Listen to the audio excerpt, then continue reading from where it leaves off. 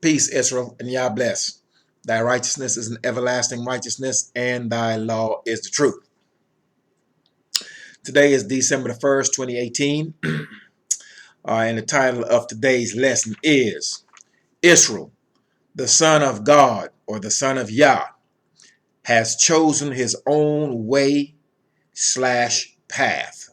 Once again, today's lesson is entitled Israel, the Son of Yah, or the Son of God, has chosen his own way/path. He has chosen his own path. Once again, we will do what we normally do. We will go through these scrolls and verify what's being said. So go ahead, brace yourselves, tighten up your jaws. Do not turn to the left or to the right, or you will get hit in the mouth. We are to walk the straight and narrow way of the Most High's commandments. All right, we will start off this lesson. At Isaiah 53, verse 6. Isaiah 53, verse 6. And verse 6 of Isaiah 53 reads,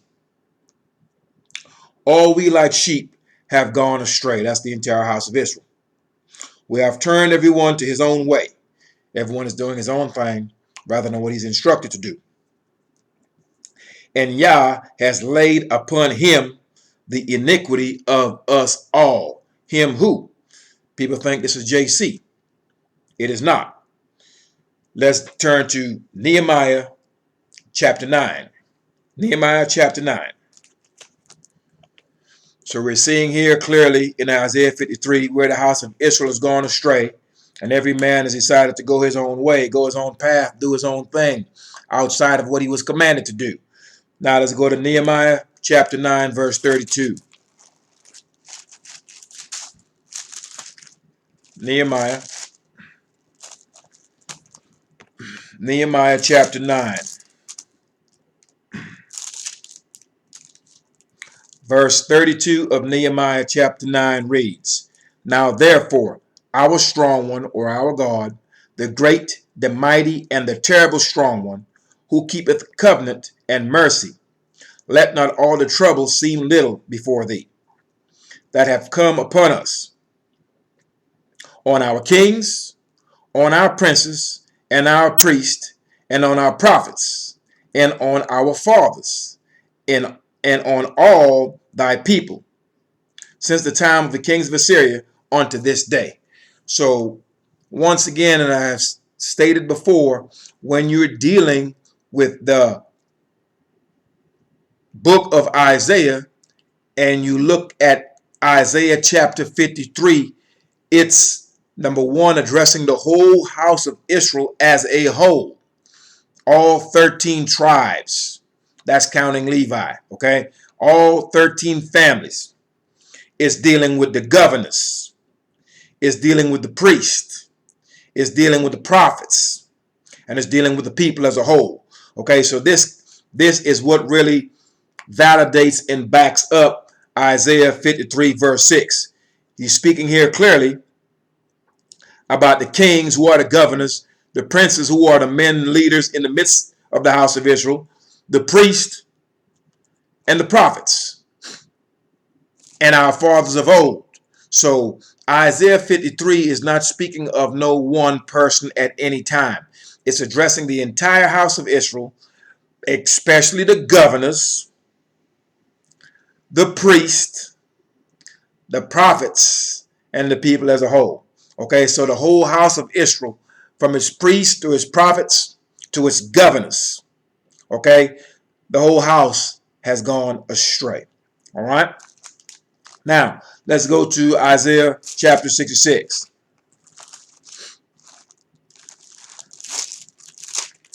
Isaiah chapter 66. Isaiah chapter 66, we will read verse 1 through verse 4. Isaiah chapter 66. And it reads, verse 1 of Isaiah chapter 66. Thus saith Yah, the heaven is my throne, and the earth is my footstool. Where is the house that ye built unto me? And where is the place of my rest? This is the Most High asking a question to the house of Israel. Where is the house ye built unto me? House, singular, not where are the houses, because we were never instructed to build houses of worship unto the Most High in the many lands of our captivity. Hence, your church is an abomination before the Most High. Verse 2, for all those things hath my hand made, and all those things have been, saith Yah. But to this man will I look, even to him that is poor and of a contrite spirit, and trembleth at my word. So the only people that will be allowed to be within the land of the Most High, okay, will be in Jerusalem and dwell in the midst of the Most High, will be he who is of a contrite spirit, remorseful spirit, he who has turned to the Most High with their whole heart and their whole soul. Those are the only ones that's going to be allowed to dwell within that kingdom, in that, or where that third temple is in Jerusalem, and to dwell within that city. Okay, so those who have turned back from wickedness unto the Most High's righteousness, he is of a contrite spirit, only those people will be allowed to dwell in the midst of the Most High in Jerusalem in the latter days when that third temple is built. Verse 3, he that killeth an ox is as if he had slew a man. He that sacrifices a lamb as if he had cut off a dog's neck. He that offereth an oblation as if he offered swine's blood. He that burneth incense as if he blessed an idol. Yea, they have chosen their own ways, and their soul delight in their abominations. So this is the part where the Most High had rejected our sacrifices. He was not taking any sacrifice from the house of Israel. He had turned his eyes and his face away from the house of Israel, because everyone had chosen their own way, and our soul delight in our abominations. You look at the house of Israel currently, and they are mad upon their idols. They love JC, profess JC. If anything goes wrong, the first thing they do is scream for JC. So we are mad upon our idols in these many nations, and we delight in this madness. Okay, and that has been our problem. All right, so now verse 4, I will choose their delusions and will bring their fears upon them, because when I called, none did answer. Of course, you thought JC said this. This is not JC. This is the Most High speaking. Okay, when I called, none did answer. When I spake, they did not hear. But they did evil before mine eyes, and chose that in which I delight not. So the house of Israel, since we chose our own ways, and the ways that we chose were the ways of other people, the ways of the heathen, these are ways that the Most High did not delight in. He did not instruct us to walk after the manner of the heathen or the nations round about us. We were not to engage in their customs, neither were we to follow their idols or their gods, who are idols. Okay, so since we chose to follow the ways of our enemies and to walk after their customs, the Most High said he chose our delusions. That's why the house of Israel is walking around delusional at this point. We are so delusional that we think a man of another nation is going to come and save us from his own people. Let me put that in plain English so that you may understand it. The house of Israel, we are known as black people throughout the earth. That's what we're called, along with many other proverbs and bywords. We are so delusional. We have seen throughout the course of history that Europeans have enslaved us, made laws against us, disenfranchised us, etc. They have done evil unto the house of Israel. But the house of Israel is so delusional. There are black people running around and professing, thinking, and believing that a white man is going to come to save them from the hands of white people. And that is delusional as one can get. Okay, so that is me putting it in common sense terms for you. Okay, so there's no way in the world that is happening. It is a lie. It is false. It is a delusion. Okay? And we are to remove ourselves from such thought patterns, and we are to return back onto the law, statutes, judgments, and precepts of the Most High. Let me reread verse 4 of Isaiah chapter 66. I will also choose their delusions. We're running around in these nations delusional, and will bring their fears upon them. Because when I called, none did answer. We refused to hear the words of the Most High. When I spake, they did not hear. We forbear, we refused to follow the words of the prophets. But they did evil before mine eyes. We walked contrary to his instruction, and followed after idols of the many nations, and chose that in which I delight not. Verse 5. Hear the words, ye that tremble. Hear the word of Yah, ye that tremble at his word. Your brethren that hated you, that cast you out for my name's sake, said, let Yah be glorified, but he shall appear to your shame, and they shall be ashamed. Now this is speaking to our brother Edom, who ensured that we were given up to our enemies in the days of our calamity. And that's actually a totally different lesson. All right. Now let's go to Ezekiel. Ezekiel chapter 20. Ezekiel chapter 20.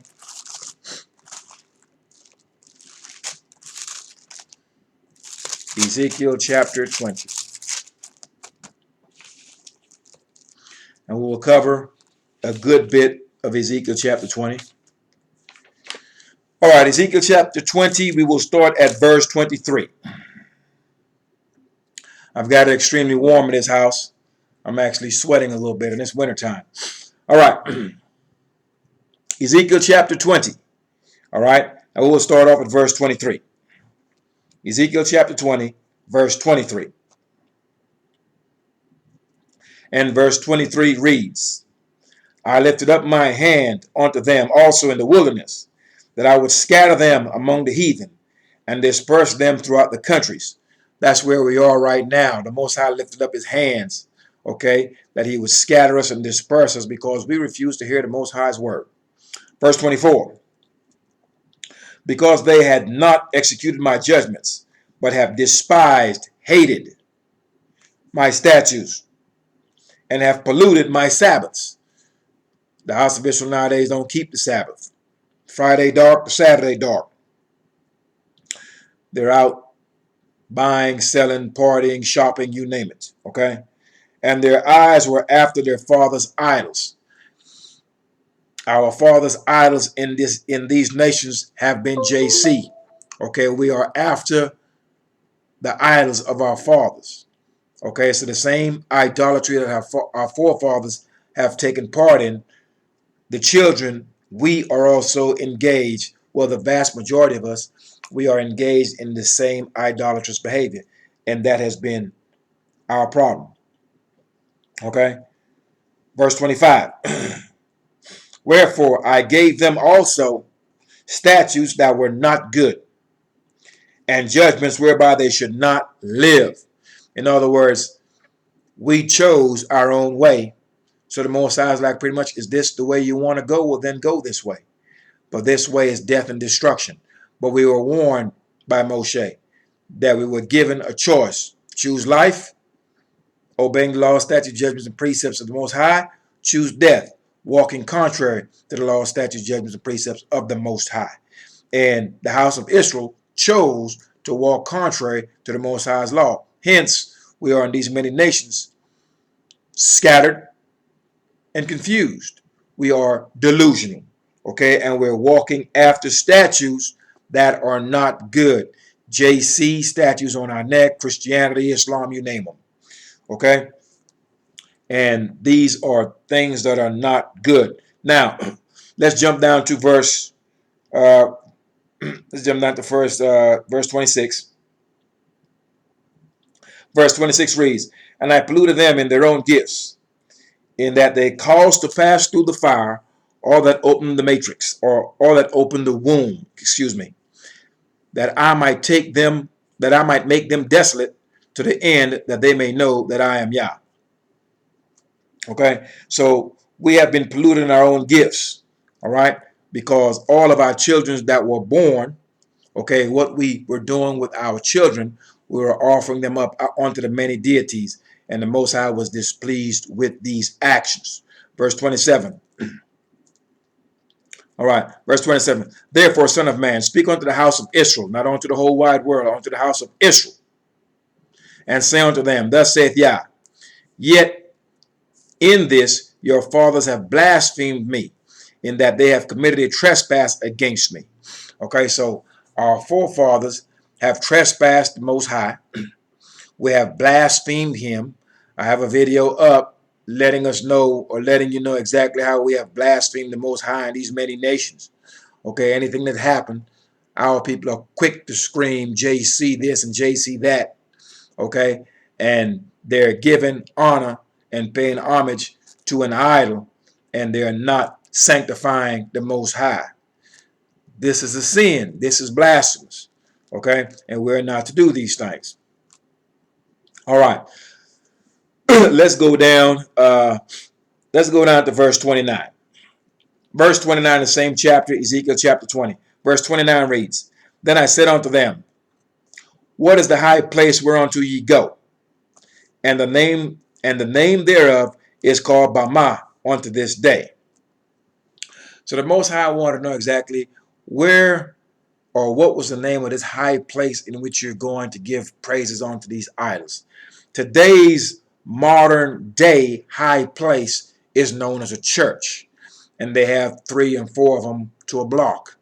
And yet, though our people have been screaming for this idol for centuries, have more churches than anyone else, goes more than anyone else, yet we suffer more than anyone else. And we have yet to consider to ourselves that what we're doing is wrong, and we have chosen our own way, and we are walking after the customs of our enemies, and in doing so, it will benefit us nothing. Okay, it will not benefit us at all. It will be to no avail to walk after the customs of our enemies, to walk after their idols, and to take the laws, statutes, judgments, and precepts of the Most High and chuck it behind our back. This has been our problem. All right, now, so the current day high place is the church.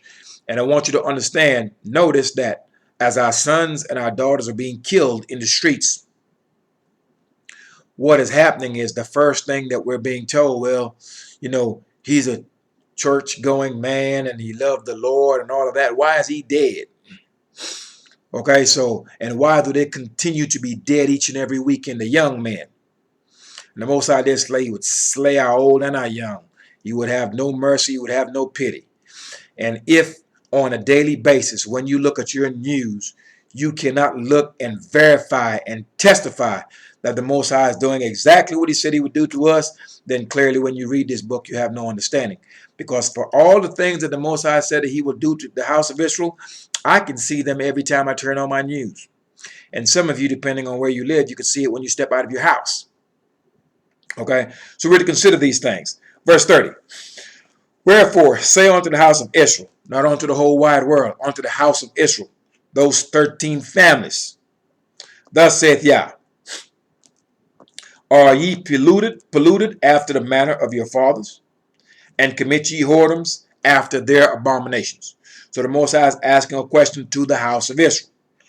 Are we polluted after the manner of our fathers? In the majority of the nations in which we are scattered, the answer to that is yes. We are still clinging to JC. We're clinging to the Muslim God. We're clinging to all manner of things depending on where you live. You go down in South America, Latin America. Okay, they're doing all manner of things down there. Some stuff that we've never heard of. Okay, calling upon spirits, etc., and wizards. And we were not to do these things. We were instructed not to do these things. We were not to call upon any type of soothsayer, okay, or spirit person. Okay, we were instructed that we were not to do this. All right. And so the Most High wanted to know, are we like our fathers, and will we commit whoredoms after the abominations of our fathers idols? So the majority of Israel is still walking after the idols of our fathers and our grandfathers. And if we're to change our current circumstance, we are to distance ourselves from such behavior. Verse 31. For when ye offer your gifts, when ye make your sons to pass through the fire, ye pollute yourselves. When we offer our gifts, okay, and when ye make your sons to pass through the fire, ye pollute yourselves with all your idols, even unto this day, meaning we're doing this currently. And shall I be inquired of by you, O house of Israel? As I live, saith Yah, I will not be inquired of by you. Now, the house of Israel have our sons and our daughters, and we caused them to pass through the fire. We had killed our sons and our daughters onto these many deities of the many different nations. Nowadays, we don't kill them physically. However, we do take them and we get them baptized, or what's called a christening, is turning that baby over to JC, so to speak. JC is an idol. It's a Roman concoction. It's a Roman idol. He cannot save anyone from anything. Okay, the house of Israel do not know this. So when we do these things with our children, okay, what we're doing, we're polluting ourselves with these idols. Okay, and because our children are walking after the idols of their parents, thus is getting them killed left and right. And the Most High says clearly, we're doing this even unto this day, which means we're still doing it. We can verify that. And the Most High saying clearly, shall I be inquired of by you, O house of Israel? Not the whole wide world. The Most High is not speaking to the whole wide world. He's speaking to his sons and daughters, the house of Israel. And he's saying, as I live, meaning as long as he lives, and that is forever, he will not be inquired of by any man or woman of the house of Israel who are walking after the customs and the idols of these many nations. So if you are turning your daughters over to JC and your sons when they're born and they're being christened and baptized and all of this nonsense, you can't find baptism in here done by any priest. Any priest of the Most High. You cannot find where a Levite ever baptized anyone. It never happened. So what you're doing is you're walking after the idols and the customs of the many nations in whom we were instructed clearly not to follow. All right, and the Most High said as long as he lived and you're doing this, he will never be inquired of by you. Just to make that point clear. All right. Now, verse 32. And verse 32 reads, and that which cometh into your mind shall not be at all. Let me repeat that. And that which cometh into your mind shall not be at all. That ye say, we will be as the heathen, as the families of the countries, to serve wood and stone. So the house of Israel has made up their mind that, they're going to serve JC. And they're going to be Muslims. And they're going to be Rastafarians. And they're going to be Seventh-day Adventists. And they're going to be Catholics. And they're going to be Baptists. And they're going to be Jehovah's Witnesses and whatever else. Excuse me. So they made up their minds that they're actually, hey, you know what? We're going to be like the heathen. And we're going to be like the people of the other countries. That's why we got kicked out of the land in the first place. We were instructed when we go into the land, when we went into the land, that we will walk after the law, statutes, judgments, and precepts that the Most High gave us. That was instruction number one. We were also instructed that we were not to inquire on how the people of the land that were before us, we were not to inquire anything about their gods and how they served their gods. We were instructed to never ever inquire about that. Okay, so here's what the Most High is saying pertaining to any of us who make it into our mind to say, you know what, we're going to be like these other people. And we know that we have already done this. But the Most High is explaining from his point of view. Let me read verse 32. And that which cometh into your mind shall not be at all that ye say, we will be as the heathen. That's what we're thinking. We're going to be like them. We're going to serve JC. We're going to be Rastafarians. We're going to be Muslims. We're going to be Hindus, and etc., etc. As the families of the countries that serve wood and stone. That's what they do. The families of the earth who are not of the house of Israel, they are serving wood and stone. They are serving idols. Idols are devils. All right? So, Most High is saying, no, don't let it come into your mind that you're going to do this. You're doing this for a time. But when that time is up, anyone that's walking on that side of the fence will be killed. And that's the straightforward answer to that. Verse 32. As I live, saith Yah, surely with a mighty hand and with a stretched out arm and with fury poured out will I rule over you. So the Most High is saying, you're putting it in your mind that you're going to be like these other people. Our women are running around with blonde wigs, trying to be like Europeans. Some of our men have gone to schooling, college, etc. And though they appear and have the appearance of the man as a man of Israel, his thinking is not. His thinking is that of a European's man thinking, and will side with Europeans over his own people,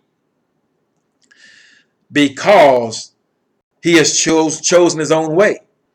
He has chosen the ways of the heathen and have not chosen the ways of the Most High, and it will profit him for nothing.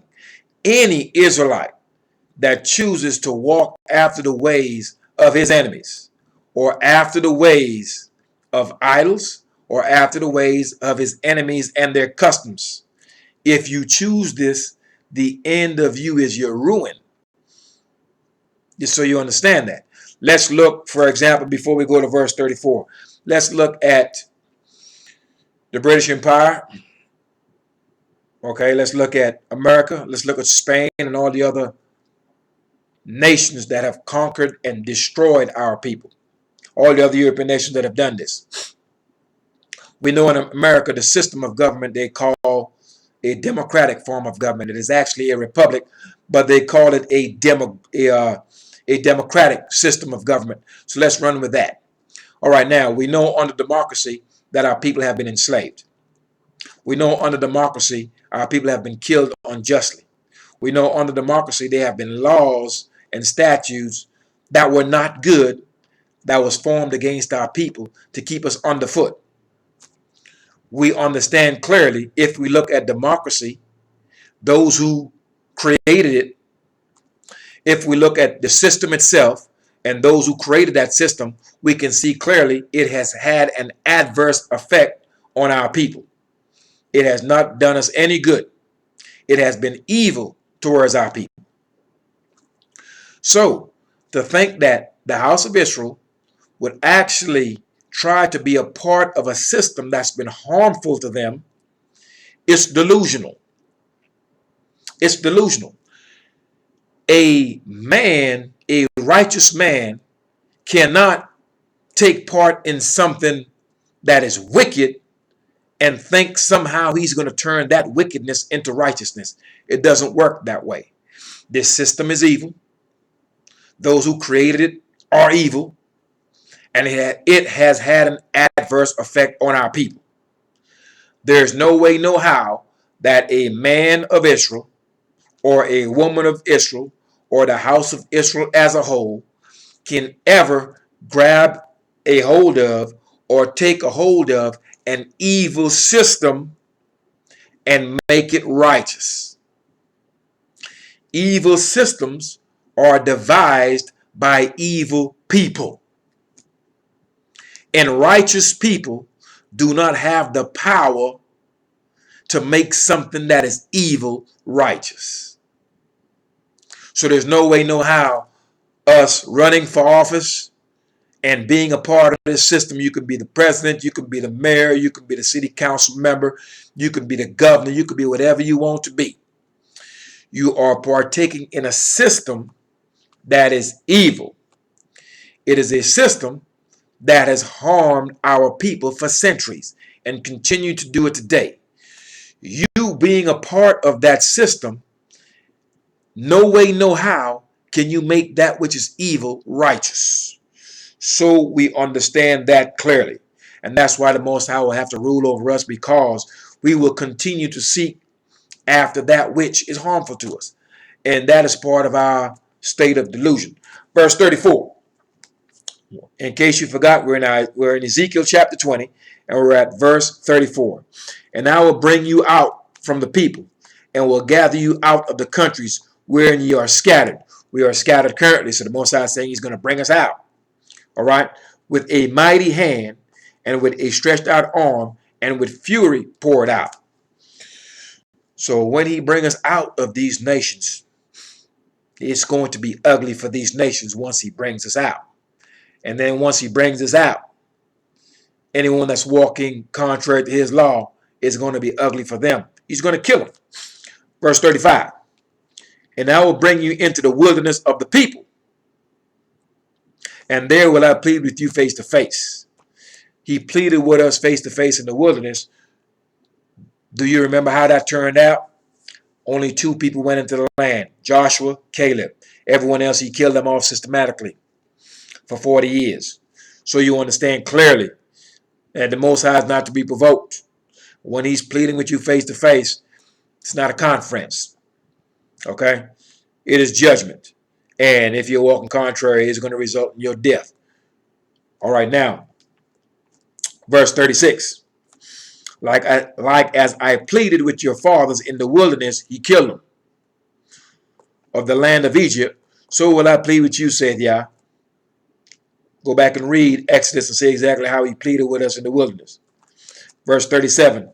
And I will cause you to pass under the rod, and I will bring you into the bond of the covenant. So all the wickedness that you're doing, when he brings us out of these nations, he's going to cause us to return back onto this covenant. And the ones that don't, he's going to kill them. Verse 38. And I will purge from among you the rebels. All right. Purge from among you the rebels. He's going to kill them. So we're going to bring us out of these nations. Some of these people out here who are worshiping Black JC, etc., etc., they're going to think they haven't made. And then he's going to lay down the law, i.e., cause us to return to the bond of this covenant. And anyone that's talking anything other than that, he's going to purge them. Common sense and simple terminology for that, he's going to kill them. All right? Let me reread verse 38. And I will purge out from among you the rebels, and them that transgress against me. Those who are walking contrary to his law, speaking things that he's never instructed us at all in this book of remembrance. All right? I will bring them forth out of the country where they sojourn. So he's going to bring them out. So when we come out, we're all coming out.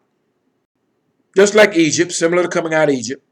So we came out and people are thinking, I got it made. All right? And then he's going to start purging them.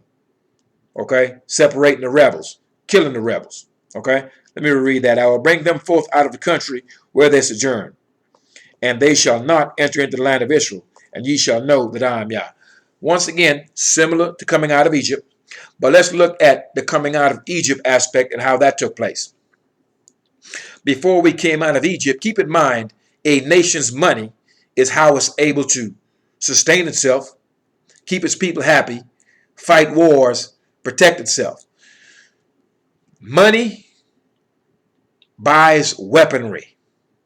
Money can also, with good diplomacy, build allegiances, because you can pay off your enemies and you can also pay off your friends. So Egypt, in the day that we were brought out of Egypt, the Most High had to put some plagues upon Egypt and literally stripped them financially. Okay, stripped them financially. Stripped the food, the water, everything you could think about. Broke that nation to where they had nothing to offer us anyway. So before we come out of these nations, it's going to be pretty much the same thing. Similar to coming out of Egypt. He's got to break them financially. Break them militarily. Break them with diseases. Break them with famine. And we're talking natural disasters on a scale that you cannot believe. Okay, just bring pure terror upon the many nations that are holding his people. Keep in mind that in the days of old, it was one nation. It was just Egypt. The Most High said he scattered his people to the four corners of the earth. We are in the many countries. We're in all the countries. So therefore, the plagues and the disaster that you see on Egypt, You will see it upon all the nations of the earth. Worldwide chaos to come as far as violence. And that will be violence militarily, and that will be violence and destruction by means of disease and pestilence and famine, tornadoes, hurricanes, hail, fire, you name it. And that is how the Most High is going to break these nations, because the nation's tanks and their weapons of war are not equipped to deal with the Most High's sandstorms, his snowstorms, his firestorms, his lightning, and anything else that he's going to send, whirlwinds, tornadoes, etc. All right? So he has to break these nations financially and every other means and ways you could think about. And when they no longer have any power, they'll be sure to let us go. Similar to coming out of Egypt. All right. Verse 39. As for you, O house of Israel, notice, Most High is not speaking to the whole world. He did not say, as for you, O whole wide world. He's speaking to his sons and his daughters, Israel. As for you, O house of Israel, thus saith Yah, go ye, serve ye every one his idols. Yeah, go ahead, serve your idols. And hereafter also, if ye will not hearken unto me, but pollute ye my holy name, no more with your gifts and with your idols.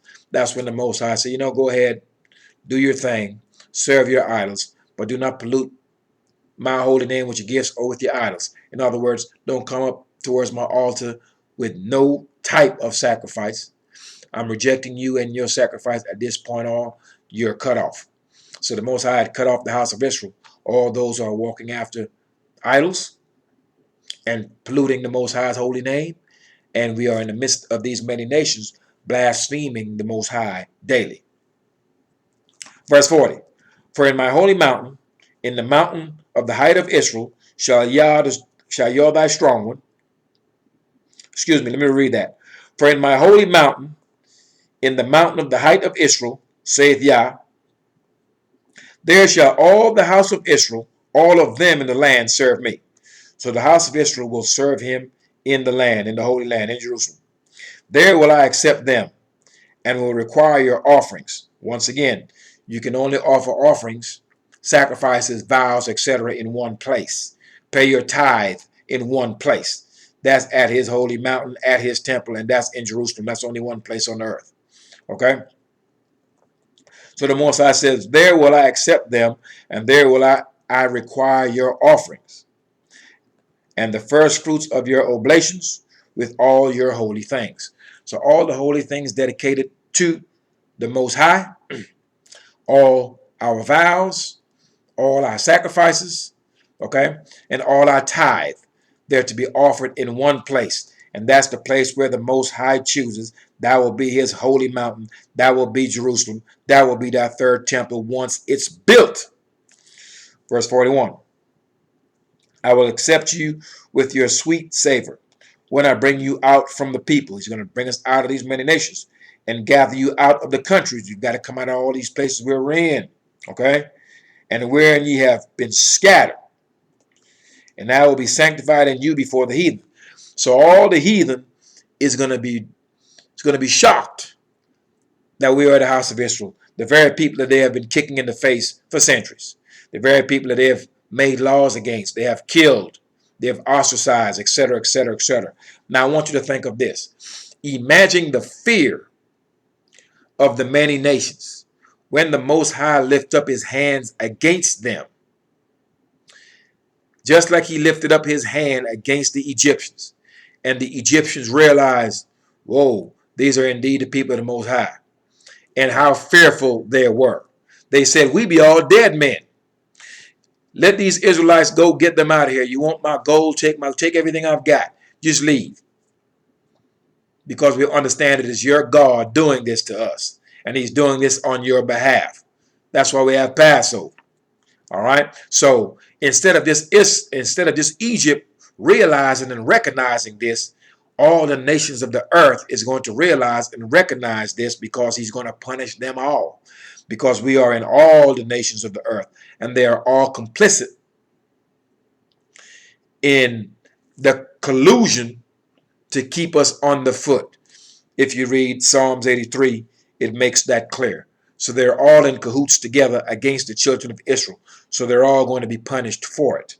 All right. And so the Most High is saying that we will be sanctified. He will be sanctified in us throughout the nations. So the heathen, the nations will know that we are his people, because he's going to gather us out of these nations where he scattered us. Didn't say he lost us. We're not the lost tribes of Israel. We have been scattered. Verse 42. And ye shall know that I am Yah. Because right now, the house of Israel still don't know who the Most High is. So once he lift up his hands against these nations on our behalf, and we are sanctified in him, okay, or he is sanctified in us, then the house of Israel will know, and so will the heathen know. And ye shall know that I am Yah, when I shall bring you into the land of Israel, into the country for which I lifted up my hand to give it to your fathers. So once we return back into that land, it will be made clear to all of the house of Israel that that is the Most High, and we would have been returned back onto the land that he lifted up his hands to those 6 nations that were there before, to give that land to our forefathers. Verse 43.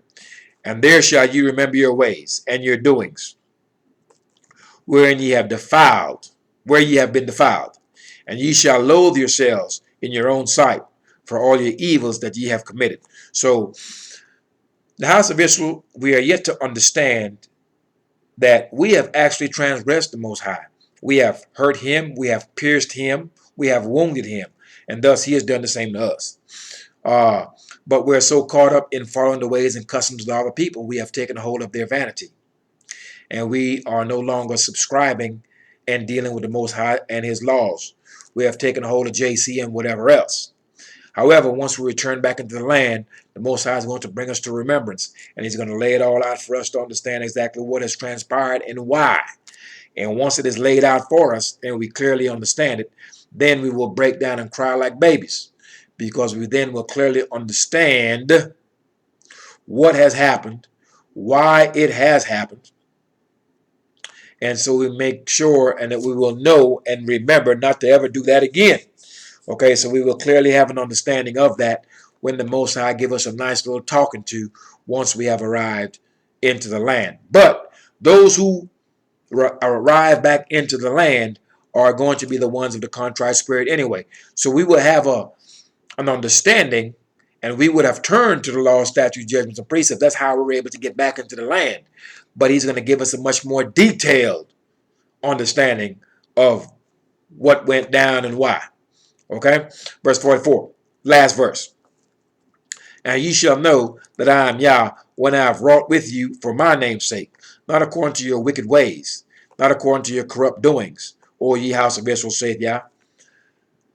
So the Most High is doing all of this for his own holy name's sake. And he's speaking directly to the house of Israel. And you're not going to come through this book and find no place where he's addressing the whole wide world. The Most High is speaking directly to his children, his sons and daughters, the house of Israel. Okay? Now, we have covered Ezekiel chapter 20. Now let's go to Jeremiah chapter 10. Jeremiah chapter 10.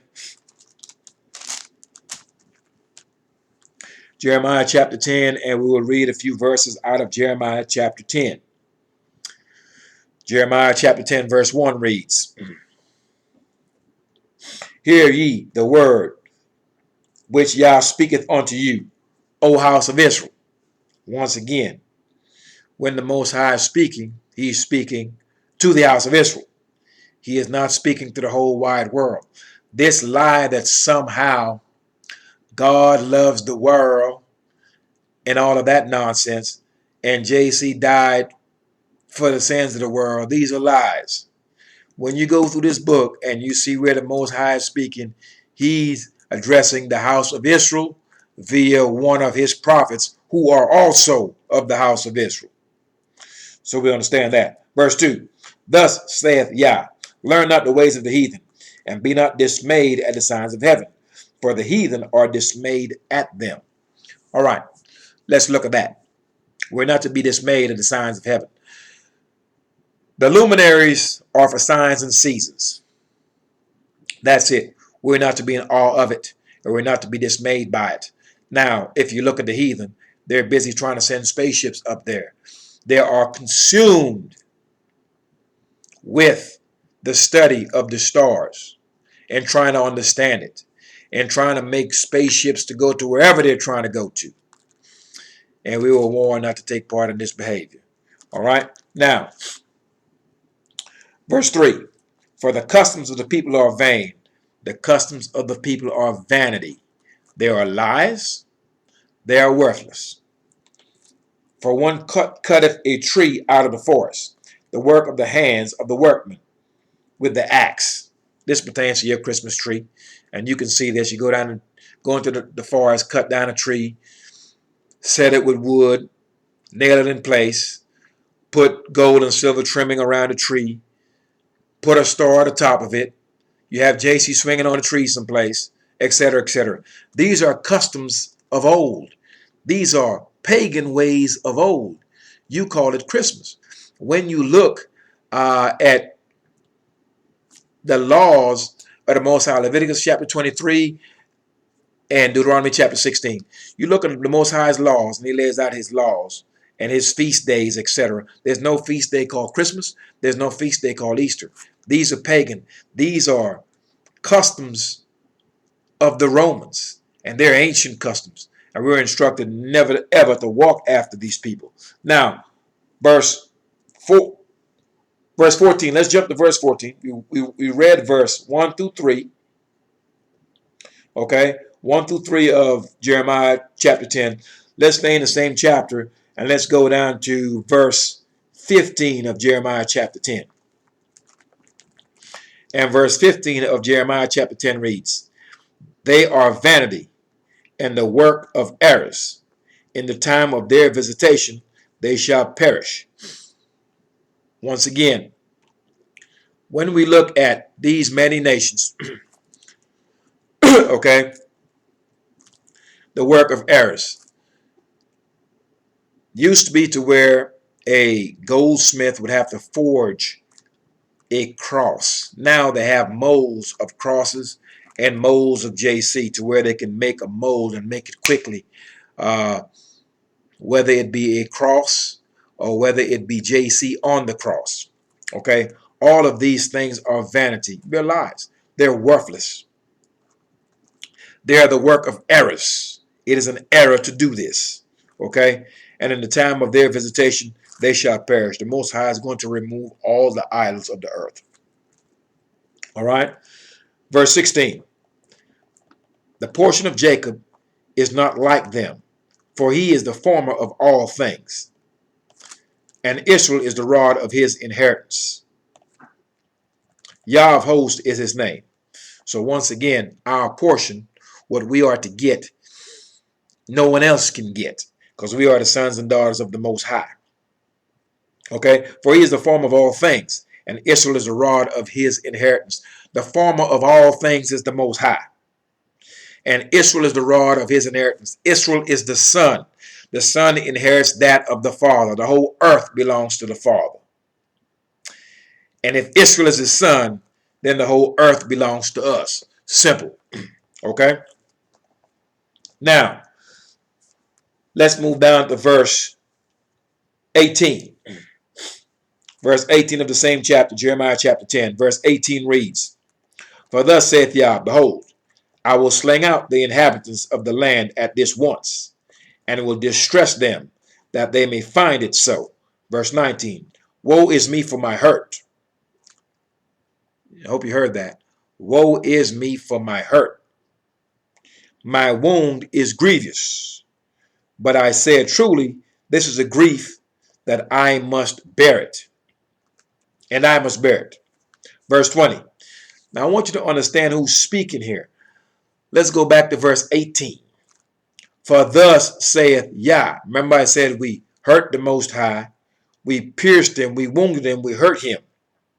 Since we hurt him, he hurt us. Very simple to understand. And when I say pierce, we're not talking about no man strung up on no cross. Okay?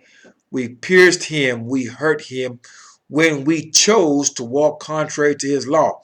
As a matter of fact, the house of Israel were so foul, some of our people, instead of them living in the land that the Most High lifted up for us, they figure, you know what?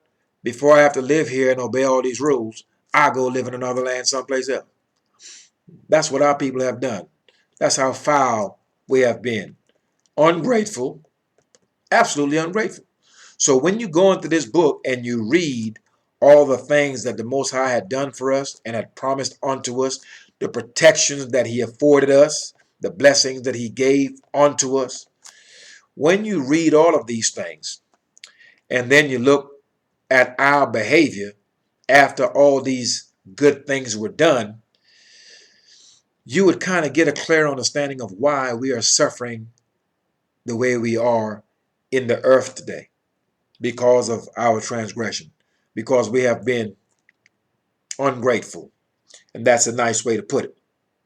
All right, so once again, this is the Most High speaking, verse 19. Woe is me, for my hurt, my wound is grievous. But I said, truly, this is a grief that I must bear it. Verse 20. My tabernacle is spoiled, and all my cords are broken. My children, the children of the Most High, is the house of Israel. My children are gone forth of me, and they are not. There is none to stretch forth my tent anymore, and to set up my curtains. So the house of Israel had gone astray from the Most High. There's no one to set up the tabernacle. There's no one to teach the Most High's laws. There's no one to keep his Sabbath days. There's no congregation of the children of Israel to keep his holy days, etc., etc. So the Most High is hurt because all of these things are supposed to be done in order. But his children have gone forth from him. They have chosen their own way, doing their own thing. So now there's no one to offer the sacrifices. There's no one to tread the courts of his temple. There's no one to put up the tabernacle. There's no one to hold a solemn feast. Hope you're understanding all of that. All right. So this is what he's discussing in verse 20. Now, let's jump down to verse 21. For the pastors are become brutish, and the pastors would be those priests. And ye have sought and have not sought Yah. Therefore they shall not prosper, and all their flocks shall be scattered. So the pastors, we're reading in verse 21, for the pastors are become brutish, can care less about the people, have turned their backs on the Most High, will not walk after his law. The pastors, the Levites, have chosen their own way. That is the priest. They have not sought the Most High. Not only have they not served the Most High, but the people also have not sought the Most High. All right? They shall not prosper, meaning those Levites will not prosper because they are not seeking the word at the mouth of the Most High, but neither are the people. Okay? And all their flocks shall be scattered. The flocks of the preacher, or the flocks of the pastor, or the flocks of the Levite are the people of Israel. And that is why I have the video, the two families. The two families that hold the leadership in the house of Israel is Judah, the scepter holders, and Levi, the priest. And when those two families went astray, the entire house of Israel went astray. That is why in the northern hemisphere, that is where you find the house of Israel. That's where you will find the leadership house. You will find the house of Yehuda, or the house of Judah, in the western hemisphere. And you will find the house of Levi in the western hemisphere. Do we know exactly who those people are? No, we don't. But we know that they have been shipped far away from the land because they were the rotten figs that Ezekiel speaks of. Okay, so those rotten figs were so rotten. Look, I can't do nothing to help you. I got to get you as far away from this land as possible. because you are the leaders, Levi, and you are the leaders, O Judah. You are of the governor's seed. So when the Most High could not rely upon the leaders of the nation to do what was instructed, he shipped them as far away from the land as possible. So you understand that. All right. Now let's go down to, we did verse 21, indicating clearly that they will not prosper. And that doesn't just apply to the pastors who are the Levites or the priests. This applies to the entire house of Israel. You do not take a hold of the Most High's covenant and his law, you will not prosper. End of story. Now, let's do the last verse in this chapter, verse 25. Pour out thy fury upon the heathen that know not thee, and upon the families that call not on thy name. Now, this is Jeremiah speaking. For the Most High to pour out his fury upon the heathen that don't know him. So those of you that are of the nations, I've already let you know that you are not in any way removed from this covenant. If you are a heathen or of the heathen of the nations, you are quote unquote what would be termed a stranger, you are to take a hold of this covenant as well. That is the only way for you to save yourself. But watch Jeremiah speaking clearly here that he's telling the Most High, pour out your fury upon the heathen that don't know you, that won't call upon your name, and upon the families that call not on thy name. And those families are the house of Israel families and heathen families. Now notice, call upon thy name, singular. I've seen some videos where some men were alluding to the fact that, oh, God has many names. Whether you call them the Muslim name, the Christian name, the Hindu name, the Rastafari name, whatever, we're all serving the same. We're all serving the same person, regardless of what name you call him. Nothing could be more blasphemous, and nothing could be further from the truth. That is not so. All right, let me reread verse 25. Pour out thy fury upon the heathen that know thee not, and upon the families that call not on thy name. For they have eaten up Jacob. They have eaten up, remember, Jacob is Israel. So that what they have done is they have abused, stripped, and robbed Jacob, which is the children of Israel, and devoured him. They have done that. They have stripped us and devoured us and consumed us and have made his habitation desolate. All right, so they have robbed us, stripped us, ate us up, caused us to lay down that they may walk over our backs and trample upon us. So Jeremiah is saying, he's asking the Most High to pour out his fury upon them. Okay. Meanwhile, the children of Israel in these many lands, they are praying for their enemies. Praying for their enemies.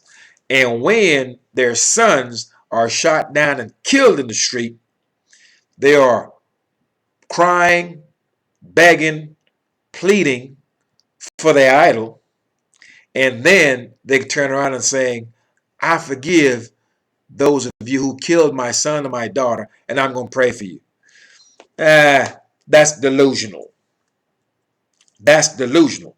Number one, your sons and daughters are being removed for a reason. We just covered a lot of that. That's why they're being removed from the earth. The Most High did said he'll kill young and old, male, female, it doesn't matter. He will kill. He will not have mercy. He will not have pity. If you're reading this book, you know that.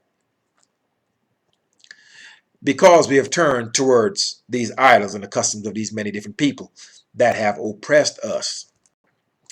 And then when the Most High pours out his fury and our children are being killed, then what we do, we don't think to ourselves, you know what?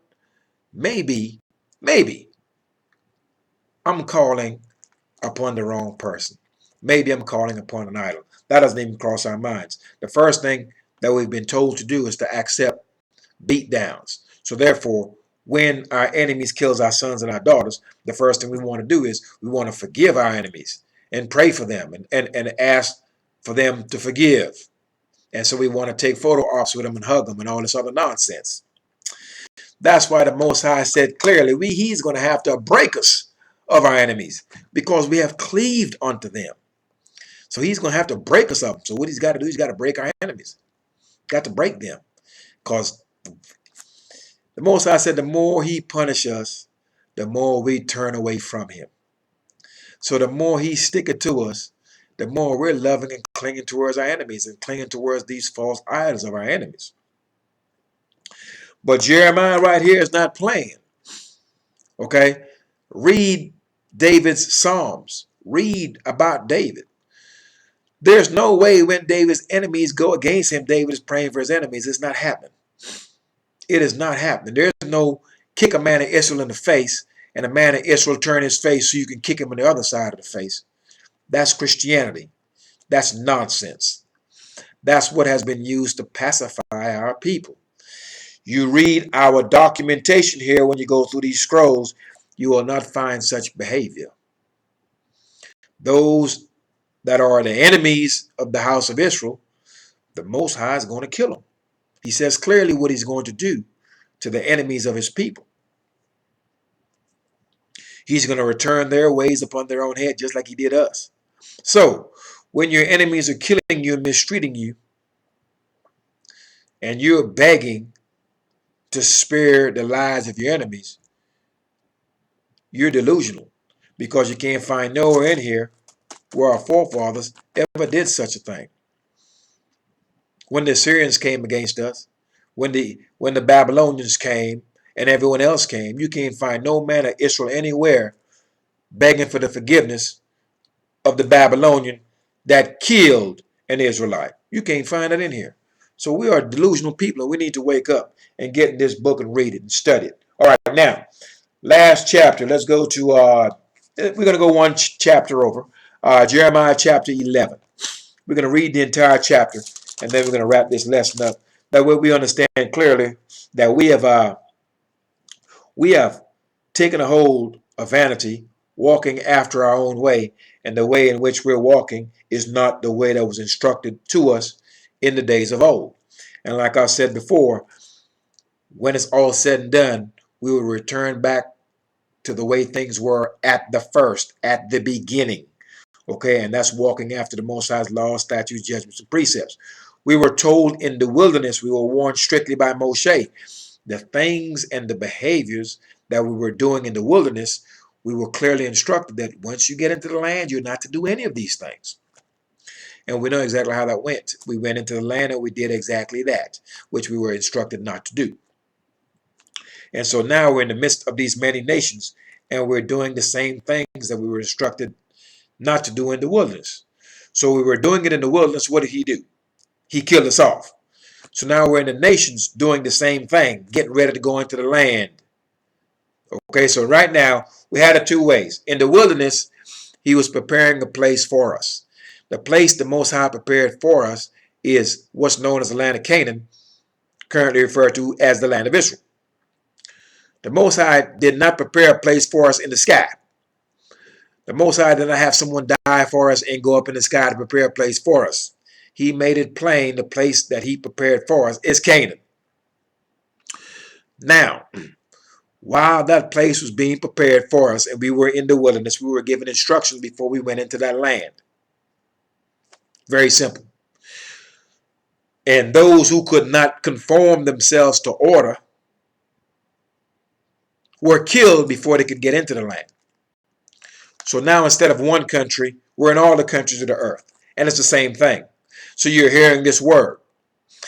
You're being given a chance to prepare yourself to be returned into the land. Notice, from Egypt, being in the wilderness, we had never been in the land. You understand? So now we have been there in times past. So now, as we're scattered in the midst of the nations, we have to prepare ourselves to be returned to the land. And our lessons, our remembrance has to be, we have to go back into the books of the laws and the prophets. That way we can see clearly exactly what our behaviors should be and what are the things that we should not do.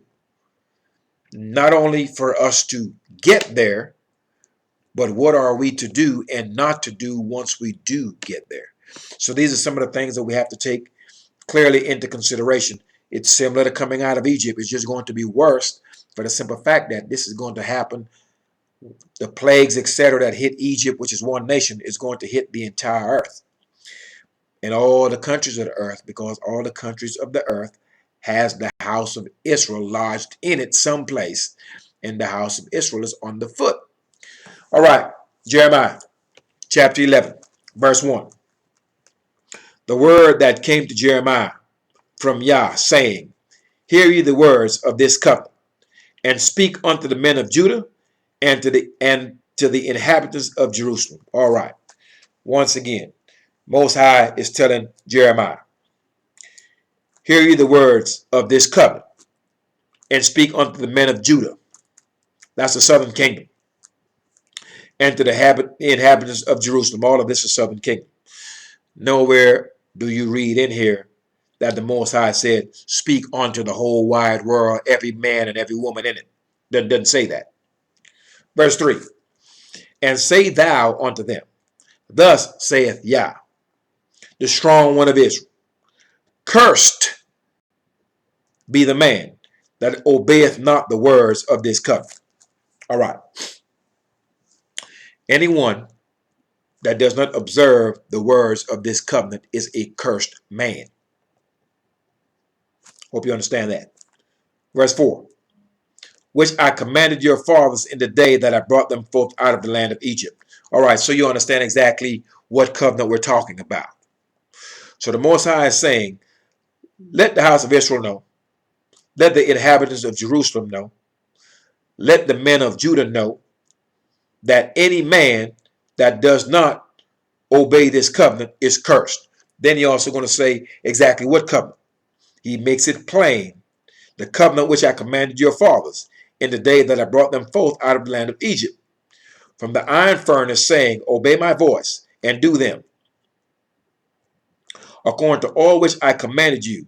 So shall ye be my people, and I will be your strong one, or your God. So we understand clearly what covenant we're talking about. It's a covenant of Horeb. And all the other instructions that we were given while in the wilderness. Any man that walks contrary to those is a cursed man. Verse 5. That I may perform the oath which I have sworn unto your fathers, to give them a land flowing with milk and honey, as it is this day. Then answered I and said, So be it, O Yah. All right. So Jeremiah said, you know what, Most High, I'm going to do this thing. I'm going to do it. I'm going to tell them exactly. I'm going to instruct them exactly what you have told me to instruct them. Now, land flowing with milk and honey. You would think that's America, right? It's not what they call America, the land of milk and honey. Well, it's not. Land of milk and honey is the land of Canaan, currently referred to as the land of Israel. The land of milk and honey is the land that the Most High prepared for the children of Israel. And America ain't it. All right. All right, where we are. We're at verse 6. Verse 6. Then Yah said unto me, Proclaim all these words in the cities of Judah and in the streets of Jerusalem, saying, Hear ye the words of this covenant, and do them. So Jeremiah got the word from the Most High, and he proclaimed this in all the cities, of Judah, were in the southern kingdom, and in Jerusalem, saying, Hear ye the words of this covenant, and do them. So hear the words of the covenant and do it. Verse 7. For I earnestly protested unto your fathers in the day that I brought them up out of the land of Egypt, even unto this day, rising up early and protesting, saying, Obey my voice. So the Most High, from the days of old, okay, in the day that he brought forth our forefathers out of Egypt, okay, he was rising up early and protesting, saying, Obey my voice. So we were getting instructions from the start. Verse 8. How do we do with these instructions? Let's find out. Yet they obeyed not. That's why you're here hearing my voice, looking at these videos. We're in the wilderness. And in this wilderness, there have been men that's been raised up to teach you this word. Why will it be more than one? See, in Egypt, we had one man. In the wilderness, we had one man. We had Moshe. Because we're in one place. But this time we're in all the nations of the earth. So there's going to be many men raised up in many parts of the earth to bring this message. Because the Most High will put his spirit upon us, and we will go into this book of remembrance. We will be brought to remembrance, and we will do what our forefathers had to do. The Most High doesn't change. He makes this clear in Malachi 3 verse 6. So therefore, the instructions are not going to change. The instructions are the same. So 10 years ago, 500 years ago, and 1,000 years from now, the words of Jeremiah and all these other prophets are going to hold true. They will always hold true, whether past, present, or future, because it is the same. It will not change. So therefore, for us to understand these things, we have to revert back to the same prophets that our forefathers did. Most High doesn't need to give us any new prophets because the information is the same. Hope you understand that. All right. Verse 8. Yet they obeyed not, nor inclined their ear, but walked every one in the imaginations of their evil heart. Evil, what does that mean? You walking contrary to law. You want to do what you want to walk your own way. Therefore, I will bring upon them all the words of this covenant, which I commanded them to do. But they did them not. So we were instructed and commanded to walk a certain path, and we deviated from it. We went our own way. Verse 9. And Yah said unto me, a conspiracy is found among the men of Judah and among the inhabitants of Jerusalem. They are turned back to the iniquities of their forefathers. The iniquities of our forefathers was idolatry, which refused to hear my words, and they went after other gods to serve them. The house of Israel and the house of Judah have broken my covenant, which I made with their fathers. All right, notice he's being specific here. At the beginning of the chapter, you see clearly where Jeremiah was instructed to speak to the house of Judah and the inhabitants of Jerusalem. This is strictly southern kingdom. What you're going to find down there in the south, you're going to find Judah, the scepter holders, the governors, who you incorrectly call the kings. You're going to find Levites down there. You're going to find Benjamin down there. Those three tribes in the south. Now, in this verse, he's speaking to the north and the entire nation as a whole. You're seeing here where it says clearly, the house of Israel and the house of Judah. When you see that, he's speaking to the 10 tribes in the north, who they're commonly referred to as Israel. They're referred to as Ephraim also. All right? So these will be the northern kingdom. So now he's speaking of the whole Israel, both north, Israel, Ephraim, up in the north, and south, Judah, Jerusalem. All right? So once again, let me reread that. The house of Israel and the house of Judah, both north and south, the entire nation collectively, okay, have broken my covenant, which I made with their fathers. Verse 11. Therefore, thus saith Yah, behold, I will bring evil upon them. All right, let's stop right there. There's a misunderstanding where the house of Israel thinks, the house of Israel that lack the understanding of this law thinks that when something evil happens, is that, Satan did it. Satan did it, it's the devil. And all this other foolishness because our people refuse to read. So we see here clearly, verse 11, the Most High said that he will bring evil upon the house of Israel. He didn't say he was going to call Satan up to do it. So you understand that. If you read Isaiah 45 verse 7, I hope my memory serves me well on that. Isaiah 45 verse 7, the Most High makes clear that he creates good and evil. He does all these things. So when you see evil, when you see death, when you see any of these things, it's the Most High rendering judgment. It's not Satan, it's not the devil. So we see here clearly where the Most High is going to send evil after his sons and his daughters, the house of Israel. He didn't say he was going to notify Satan or call up Satan to do this nonsense. It's the Most High. When anything good happens to you, any good blessings you receive, it's the Most High. When you're being judged and hardship hits you, even death, it's the Most High. Don't you forget that. Verse 11, let's read that. Therefore, thus saith Yah, behold, I will bring evil upon them, which they shall not be able to escape. And though they shall cry unto me, I will not hearken unto them. Why? For when he spoke, we did not answer. When he called, we did not hear. So now that we're crying and hollering because the whipping is being handed out, he also will not hear. Think of your child. You warn him, you warn him, you warn him. Don't do this, don't do this, don't do this. They do it. After 3 or 4 warnings, you pull the bell out. Now, once you start swinging, there's nothing that they're going to say that you will hear. Everything that they needed to hear, you've told them prior to you pulling the belt out. But when the belt comes out, there's nothing that they're going to say that's going to make you stop until you felt that you have done enough for them to understand clearly that you're not playing. Most High is no different.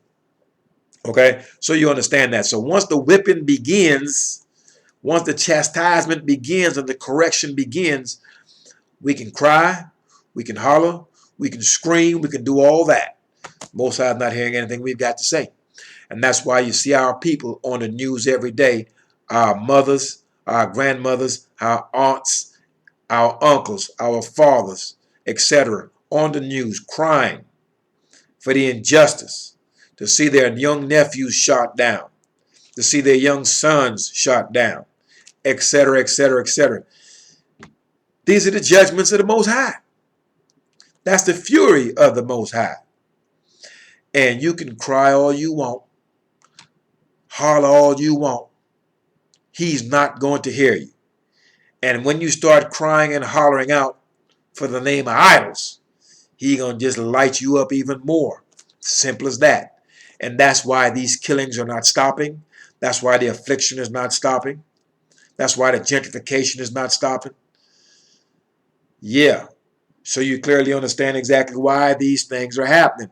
Soon as the judgment hits the house of Israel, the first thing we're doing, we're crying unto idols. Crying unto idols.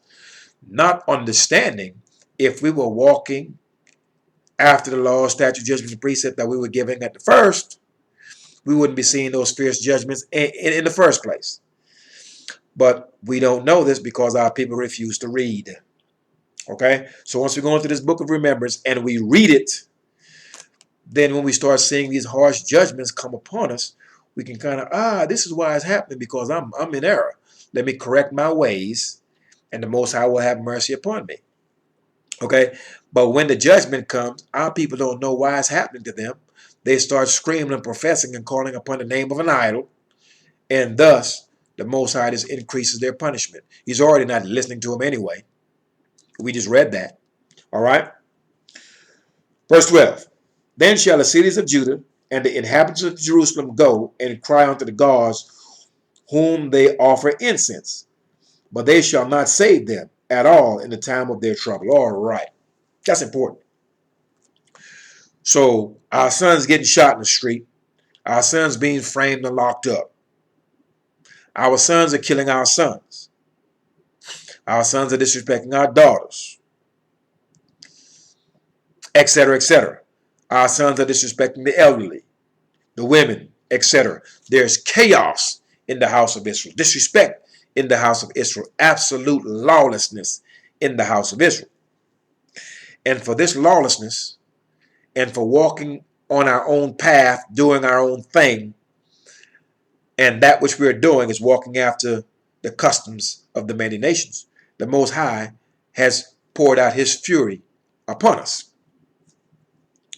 And when he's pouring out that fury upon us, the first thing we're doing is we're clinging and screaming for and calling for JC. But the Most High is saying clearly here, when you call to these idols whom you worship, pour out drink offerings for, go into these churches and get baptized and get all dressed up looking silly in clothing that the Most High didn't even authorize. When you do all these nonsense, he says these idols ain't going to save you. So it's been 400 years. And if you are a Christian to me ain't nothing but a Roman. Even if he looks like me and he says he's a Christian, he has a Roman mindset. Of course, Christianity is Roman lies. So, the question now is, if you're a Christian or you know some Christians, look at them. Look at our current circumstances. When the judgment hits them, do they not cry out for JC? Have they not been crying out for JC for 400 plus years? Most High said, these idols ain't going to help them. So the question is, how has JC helped quote unquote black people? In all the many nations where we have been scattered, how has JC helped any of our people in any way, shape, or form? He has not. And that is why we're hollering and screaming every day. And yet our young men and our young women are being thrown in jails and coming through the church houses stiff, dead in coffins every weekend. Every weekend. Absolute chaos and lawlessness in our society where we dwell. All we know is strife and affliction. And at some point we have to consider to ourselves, why is this happening to us? Could it be that we have taken a hold of vanity? Could it be that we are walking after the ways and the customs of the nations? And this is a direction that we were not instructed to go.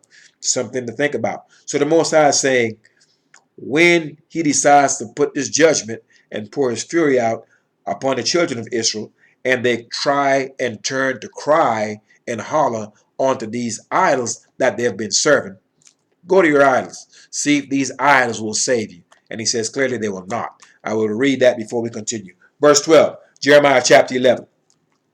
Then shall the cities of Judah and the inhabitants of Jerusalem go and cry unto the gods unto whom they offer incense. But they shall not save them at all in the time of their trouble. So JC's not going to save you in the time of your trouble. It's not going to happen. As a matter of fact, the more you turn to him, the more your troubles will increase. Verse 13. For according to the number of thy cities were thy gods. However many cities we had, and there were many, that's how many gods the house of Israel have. And not only the gods, the houses onto these gods. All right. Now, once again, verse 13. For according to the number of the cities were thy gods, O Judah, and according to the number of thy streets, the number of the streets of Jerusalem, have ye set up altars. That shameful thing, even altars to burn incense onto Baal, modern day JC. So here's what the Most High is saying here. According to the number of your cities is how many idols you were serving. Yeah, that's about accurate today. Not only that, according to the number of your streets, have you set up altars to these idols. All right. Next time you're in a quote-unquote black area, black community, if you call it, a place where we dwell, we are Israelites. I don't care where you are. I don't care what country you're in. We've got churches or a mosque a dime a dozen. We got them more than anyone else, and we go more often than anyone else. And they have what they call altars in these places. Altars for what? For what? Most High's house has 2 altars in it. And the Most High house is only in one spot.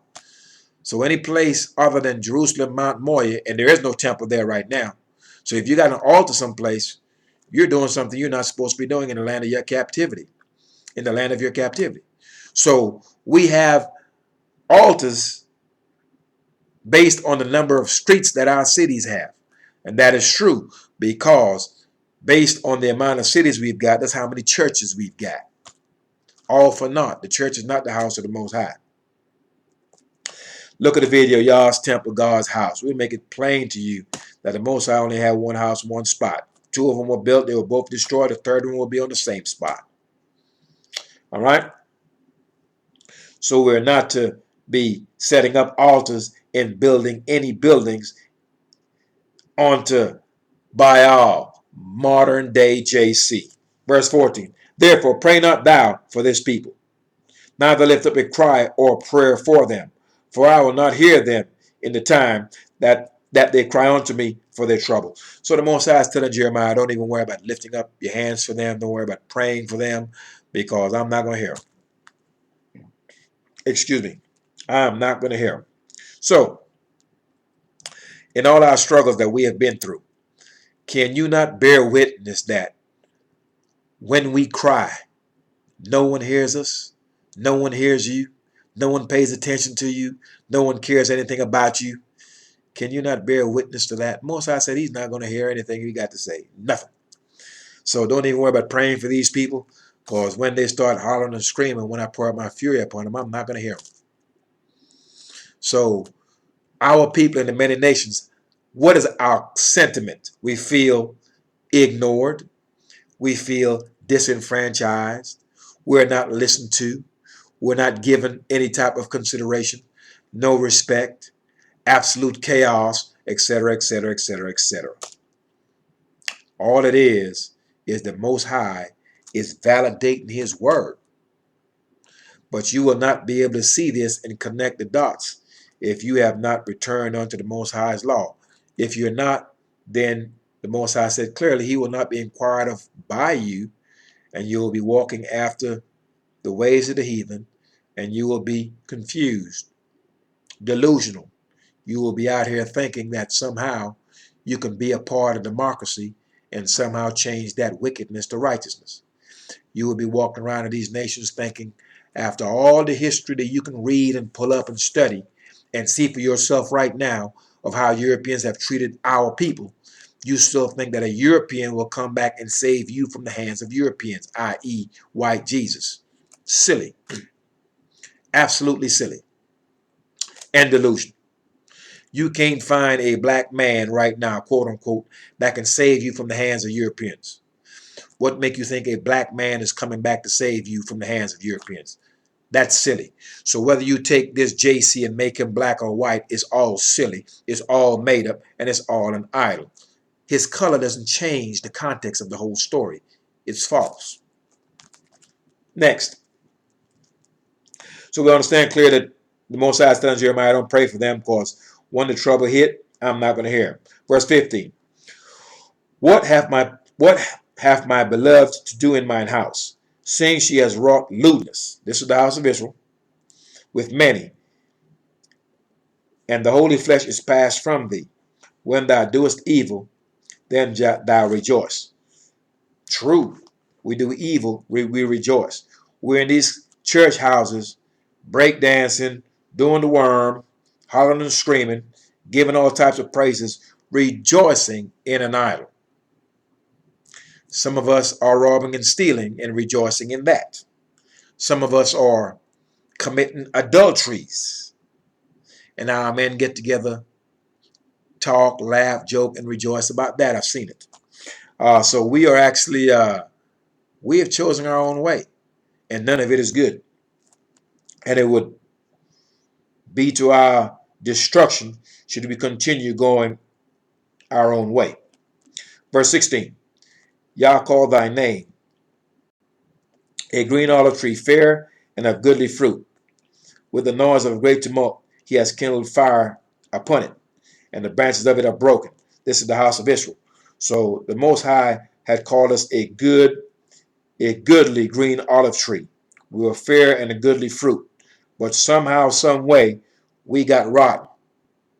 All right? Somehow, some way, we decided to go our own way. So what he did, okay, he caused a tumult, a great noise, and he put a fire in the house of Israel. He's burning us up. Fire around about us, and we're not considering why we're getting burnt. Okay? And the branches are broken.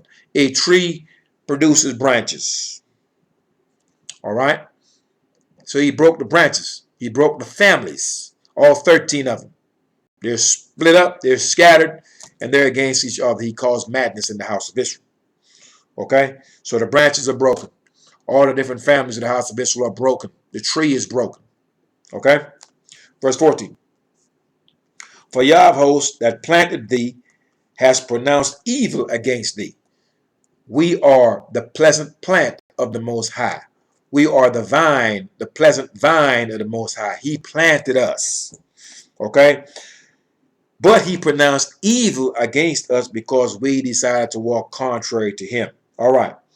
For the evil of the house of Israel and of the house of Judah, you speak into both north and south, which they have done against them,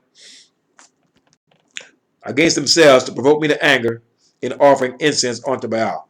So the Most High is saying clearly that the house of Israel as a whole, both north and south, okay, what they have done, okay, he pronounced evil against them because we have done it to ourselves, okay, by provoking him to anger in offering incense onto this deity Baal. Okay, so all that we are doing is self-inflicted. We do not have to be baptized. Ain't no nonsense as born again or no foolishness like that. The Most High gave us clear, crystal clear, and very simple instructions. Turn from your evil way. That's it. Turn from your evil way and return unto me. Didn't say anything about dipping in the water any place. Very simple. Okay? Verse 18. And Yah hath given me knowledge of it, and I know it. Then thou showest me their doings. But I was like a lamb or an ox that is brought to the slaughter, and I knew not that they had devised devices against me, saying, let us destroy the tree with the fruit thereof, and let us cut him off from the land of the living, that his name may be no more remembered. This is Jeremiah. They made devices against him. They wanted to kill him, to cut him off from the land of the living, meaning they wanted him dead. So the house of Israel sought to kill the prophets of the Most High. Why? Because we hated the words of the Most High. We hated. The Most High said we despise his laws. We hate it. So we sought to kill the prophets. And we told the prophets, hey, look, speak unto us smooth things. Tell us deceit. Tell us lies. We don't want to hear about the judgment that's pronounced against us, that the Most High said he's going to punish us for us walking wickedly. We don't want to hear that. We need you to tell us something a little more easier that the people can actually digest. That's how far we've been. Now, this also pertains to the house of Israel. The house of Israel as a whole was cut off. And if you read Psalms 83, it speaks of the nations getting together to cut off the house of Israel, that we may no longer be part of the land of the living. Okay? So this is for Jeremiah as it pertains to him speaking righteousness to the wicked house of Israel. And it also goes for the nations that sought to cut off the sons and daughters of the Most High, who are the house of Israel. Verse 20. But, O Yah of hosts, that judgest righteously, that tries the reins and the heart, let me see thy vengeance upon them, for unto thee have I revealed my cause. So the Most High, Jeremiah is letting the Most High know, pour out your vengeance upon these evil Israelites, because they try to kill him. Verse 21. Therefore, thus saith Yah of the men of Anatoth, that seek thy life, saying, prophesy not in the name of Yah, that thou die not by our hand. So they're telling Jeremiah, look, don't come around here prophesying in the name of the Most High, man. We'll kill you for that. Okay? So don't do that, and then we won't have to slay you. That's how foul the house of Israel is. And as a matter of fact, if you try to speak this law, if you're studying and walking in this law, you're going to have a chance where you're going to get an opportunity or two to engage in conversations with quote-unquote Romans. I call them Christians. They call themselves Christians. I call them Romans. They believe in the ways of the Romans and the Romans' customs. They call that Christianity. Same thing. Catholicism, Christianity, same thing. Baptism, Christianity, Catholicism, same thing. It's a different branch of the same tree. That's all that is. It's all idolatry. But as you deal with these Romans and the customs thereof, once you decide to speak about the Most High's laws, statutes, judgments, and precepts, they'll cut you off right then. They don't want to hear nothing about that. Okay, so they hate this law. And I'm certain those of you who are in this book have actually bore witness to this in person. All right. Verse 22. Therefore, thus saith Yah of hosts, behold, I will punish them. The young men shall die by the sword, their sons and their daughters shall die by famine. And there shall be no remnant of them. For I will bring evil upon the men of Anatoth, even the year of their visitation. So, the evil men that's trying to kill Jeremiah, making plots against him, refuse to hear the words of the Most High, turn their backs upon the Most High. Those who decide to walk their own way, refuse to follow the laws, statutes, judgments, and precepts that we were given at the first. The Most High is going to kill you. He's going to kill them. What we're seeing in the many nations, we're seeing the house of Israel being killed, not just in America. This is happening worldwide. In the days of old, it was like this. If we were walking in the law, statutes, judgments, and precepts of the Most High, the many nations feared us. Any land or any possession we had, no other nation had the desire to have it. But the reverse of that is, if we walked contrary to the Most High's law, then anything that we had, other people were going to take it. And there would be nothing that we could do about it. Instead of them being in fear of us, we would be fearful of them. That's where we are. Instead of us leading them and they following us, now they're leading us and we're following them. And following them is to our demise. So, as it pertains to this lesson, the sons and the daughters of the Most High, ensure that the house of Israel, that you do not do anything that's going to cause you to walk after the ways of your enemies, to take a hold of idols, and to take a hold of the customs of the people of the many nations. It is clear in Jeremiah chapter 10 that the customs of these people are vain. They are worthless. They are lies. They're false. And they can profit you for nothing. So, ensure that you do not walk after your own way. If you look at history, and if you look currently at what's going on in the midst of the nations, it will be clear to anyone with an open eye that what we're doing is not working. We are building. I'm looking at a video not too long ago, and a gentleman was saying how, we built Egypt, we built this, we built that. We built Black Wall Street, we built this and this and that. We can build it again. The problem we have is we have to understand clearly, once we build something, before we even decide to lay the first brick, before you build something, you first have to put in place machinations and mechanisms in which to protect it. What we lack, we do not have anything that can protect anything that we have built or anything that we have done. As a matter of fact, we are so powerless, we couldn't protect our house if law enforcement kicked in our door, came and snatched our wives and our children and took them away. There's absolutely nothing we can do to protect ourselves from that. So we built the Black Wall Street and it was destroyed.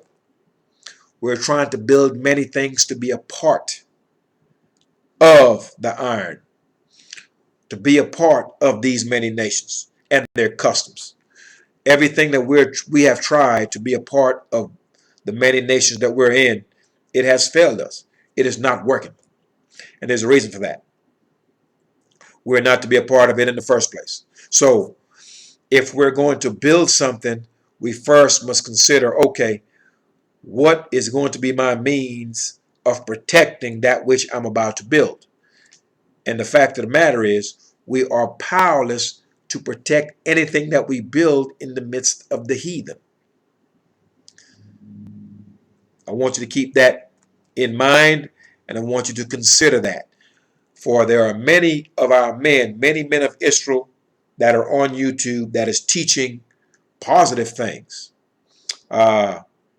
Financial education, getting an education, self-sufficiency, small business, how to invest in the stock market, etc., etc. Things that would enhance or raise what they call black economical empowerment. That would be a good term for it. However, you're not going to succeed.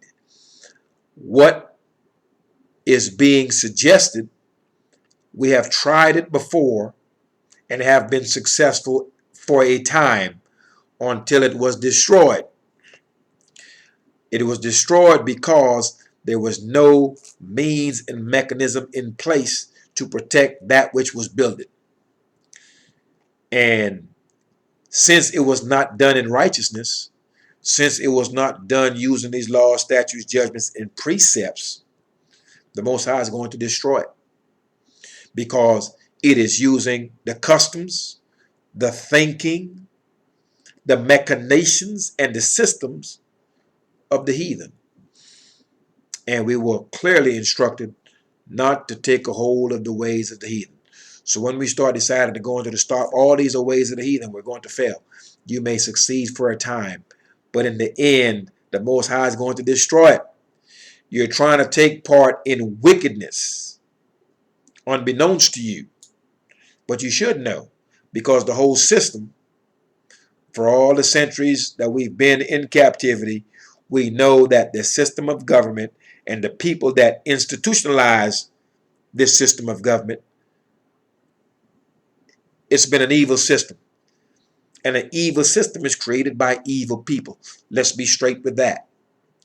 But yet somehow we feel as though we can go into an evil system and somehow transform it and somehow make it righteous. And that is not going to happen. And when you try it, it will be to your demise. So the house of Israel, ensure that you stop walking in your own way. When you fall down in that 10-foot pit, you need to consider carefully what may have caused you to be corrected in that fashion. You are to look at your behavior. Look at these laws, statutes, judgments, and precepts. See if you can go into them and bear witness to them.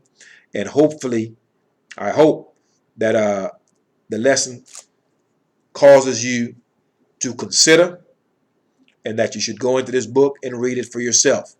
Look around your current situation. Look at past history and see if any of these things line up. If they do, then you have to make a decision and see exactly, okay, well, what am I going to do? Am I going to continue to walk in my own way, or will I actually turn to the law, statute, judgments, and precepts of the Most High? We're going to get to the point to where there will be absolutely no choice in the matter. That's where we're getting to. We have tried everything. It has not worked for us. We have not tried this law. And so that's going to be the only thing standing. It's going to be the only thing left is the common denominator. When all else fails, this law is going to be it. So I have seen that they have tried everything else, and I have seen that it has not worked. But we continue to try things that we know we have done before, and it has not worked. Once again, delusional. Anyway, that ends this lesson. The title of this lesson was, once again, Israel, the son of Yah, has chosen his own way, his own path. We were given strict commandment in which way we should go. In case you have never been taught that and you do not understand that, my suggestion is start at Genesis. Read through Malachi. After Malachi, redo it again. This is where you will find the laws of the Most High, the laws and the prophets of the Most High. Okay? There are no prophets beyond Malachi. So go in that book and read it. See if you can see. You're supposed to be able to bear witness. If you can bear witness, you have to be able to see it. See if you can line up any of these things. And if you can, then you have a decision to make in which way you should walk. But we're to the point where we have gone down all these many different paths. And we have seen that they all lead to a dead end. And we're at a point now to where we're seeking answers. So, once we get to that point, the Most High's laws, statutes, judgments, and precepts will be magnified, because all the people that's been going down all these other paths once they get to that dead end, they're all going to have to turn back around and going to have to seek something else that is working.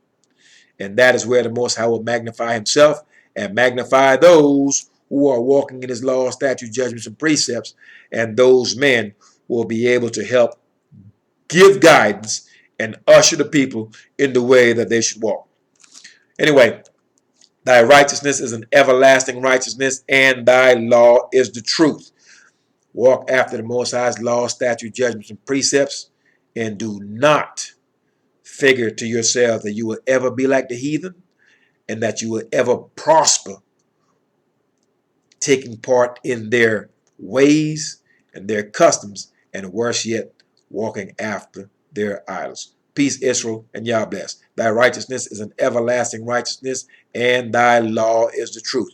Whatever it is you have heard, whatever it is you have thought to believe, if you want to find out if it's true or not, take what you've heard, take what you've been told, take what you believe, go into the law, statutes, judgments, and precepts, read it. If you can't find it there, it's a lie. Peace, Israel, and Yah bless.